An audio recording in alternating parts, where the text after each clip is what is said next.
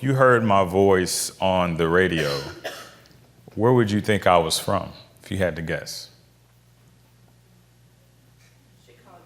Chicago, okay, all right. Let me get one more answer. If you had to hear my voice on the radio, you never met me, and you had to guess where I was from, where would you say? Washington, D.C., what'd you say? You do have an amazing announcer voice. I've been told I miss my calling with voice acting. Maybe I'll retire and pursue the TV commercial circuit. So these are the words that describe me, and there's so many more that we couldn't fit on the slide. The thing about identity that's interesting is, as Rita mentioned, there's what you think about yourself, and that often is in conflict with the world and how the world sees you. So 9 times out of 10, when I walk in the room, maybe 9.9 times out of 10, people say there's a black male. And based on how they perceive black men, there may be an entire set of stereotypes that come with that, or assumptions, some of which could be true, some of which may be far from true. I do identify as a black male, but I am also Ghanaian. My parents are from Ghana, West Africa. I'm the first person in my family born outside of the United States. So I'm a first-generation American, child of immigrants. That doesn't typically come across when I walk in a room. That means I have a whole other worldview, because when I grew up, I didn't listen to soul music in the 70s and 80s. We listened to a lot of West African drumming music.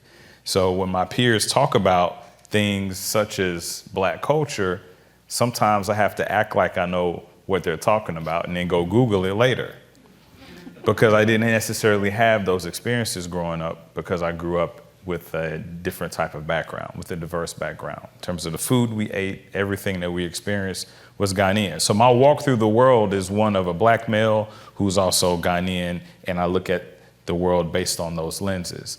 I'm a father. That may not be something that comes across, but maybe if you see my gray hair, you'll get it. I'm a husband, blended family. We have 3 boys, 13, 12, and 9, and most days of the week we're barely making it, but we're making it. And that's a whole heap of responsibility and a whole other set of issues that you may not even think about when you encounter me or when you process me, all right, and who I am as a person.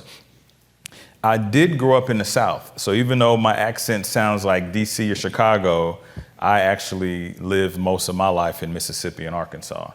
I don't know how I escaped my Southern upbringing without an accent, but I somehow managed to do it.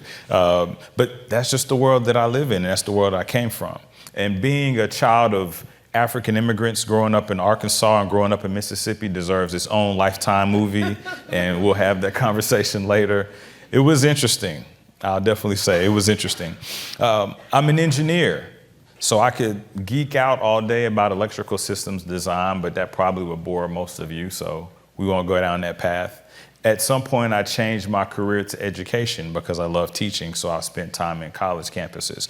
So the way in which I move through the world is, I would say, interesting. But the thing that most people don't know about me is that I'm 6'2". I'm 6'2".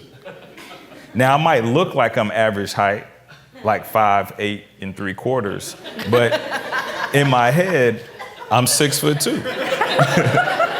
When I walk in the room, I'm the tall guy in the room. I don't know what you guys see, but that's what I see, think, and feel. So identity is some of what people project when they encounter us, but it's a lot of who we think we are and how we feel about ourselves. And when we move through organizations, it can reinforce some of those beliefs. It can maybe counteract some of those beliefs. It can make us feel differently about who we are, especially if it lacks inclusion. So just something to think about.